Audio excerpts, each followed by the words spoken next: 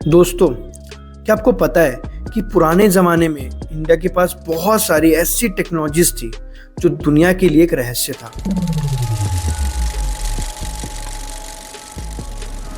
आज हम स्मार्टफोन्स और स्पेस एक्सप्लोरेशन की बात करते हैं, लेकिन क्या आप जानते हैं कि हमारे पूर्वजों ने ऐसे ऐसे इनोवेशंस और इन्वेंशंस की थी जो उनके समय के बहुत ज़्यादा आगे था। तो आज हम डिकोड करेंगे भारत के इसी विज्ञान को। तो लेट्स गेट स्टार्टेड। इंडिया एक ऐसी सिविलाइजेशन जिसमें सिर्फ संस्कृति और कला ही नहीं बल्कि ज्ञान और विज्ञान भी समाया हुआ था। आज हम उन प्राचीन टेक्नोलॉजीज के बारे में बात करेंगे जो अपने समय में दुनिया से बहुत कदम आगे थे लेकिन आज भूल चुके हैं। From engineering marvels to metallurgy, India ने पुराने जमाने में दुनिया को हर फील्ड में चमत्कृत किया था। तो आज हम उनमें से कुछ एग्जाम्पल्स को समझेंगे।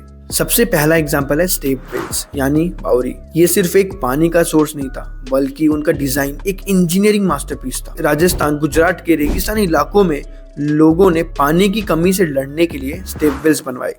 ये सिर्फ पानी का कलेक्शन के लिए नहीं बल्कि कूलिंग सिस्टम और आर्किटेक्चरल ब्यूटी का भी एक एग्जाम्पल था। चांद बावड़ी जो अभानेरी में है, इसका डिजाइन इतना यूनिक है कि आज भी सारे आर्किटेक्ट्स इससे इंस्पायर होते हैं। स्टेप वेल्स का कंसेप्ट आज भी वाटर कंजर्वेशन के लिए रिलेवेंट है, स्पेशली क्लाइमेट चेंज के समय में। अब बात करते हैं मेटलर्जी की।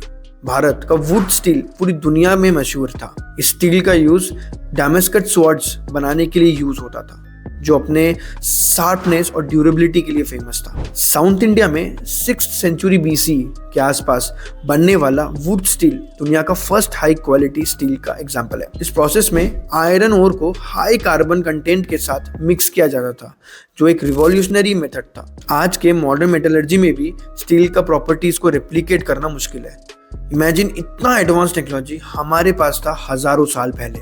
अब बात करते हैं कि ज्ञान और विज्ञान की, जो हमारे वेदों में लिखा गया था। वैदिक मैथ्स और एस्ट्रोनॉमी आज भी रिसर्च को इंस्पायर करते हैं। वैदिक टेक्स्ट में जीरो का कंसेप्ट सबसे पहला दिया गया था जो पूरी दुनिया के मैथ्स का फाउंडेशन बन गया था। यहाँ पे और इंटरेस्टिंग बन जाता है कि आयुर्वेदा में प्लास्टिक सर्जरी का भी मेंशन हुआ था। सुश्रुता जो एक एंशिएंट सर्जन थे, उनका वर्क मॉडर्न मेडिसिन के लिए एक ब्लूप्रिंट है। बट इतने सारे इनोवेशंस के बाद एक बहुत बड़ा सवाल सामने आके खड़ा होता है। तो सवाल ये है कि अगर भारत के पास इतनी एडवांस टेक्नोलॉजी थी तो वो खत्म क्यों हो गई? अगर हिस्ट्रियंस के माने तो वो कहते हैं कि इन्वेशंस, कॉलोनाइजेशन और लोकल नॉलेज का डॉक्यूमेंटेशन ना होने के कारण ये जितने भी टेक्नोलॉजीज वगैरह थे वो टाइम के साथ खत्म हो गई। स्पेशली ब्रिटिश रूल के दौरान लोकल इनोवेशंस को डिस्करेज किया गया और वेस्टर्न सिस्टम को प्रमोट किया गया था। लेकिन इन सब का सोल्यूशन क्या है? अकॉर्डिंग टू मी इसका एक ही सोल्यूशन है, अगर हम अपनी हिस्ट्री को वापस एक्सप्लोर करें तो।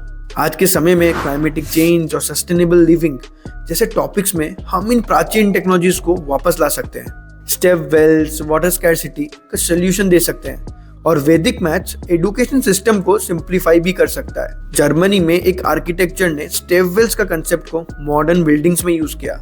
वुड स्टील के प्रॉपर्टीज आज के एरोस्पेस मटेरियल्स में एप्लीकेबल है और आयुर्वेदा तो ग्लोबली एक ऑल्टरनेटिव मेडिसिन बन चुका है। दोस्तों, ये सिर्फ रिमाइंडर है कि हमारी हिस्ट्री सिर्फ एक कहानी नहीं बल्कि एक इंस्पिरेशन है। अगर हम अपने पूर्वजों के इन्वेंशंस को समझ सके और उनका यूज करें तो शायद आज के समय में भी हम दुनिया से कहीं आगे निकल सकते हैं। वैसे आपको इस बारे में क्या लगता है? अपने थॉट्स को कमेंट डाउन करना मत भूलना एंड तब तक के लिए बाय बाय।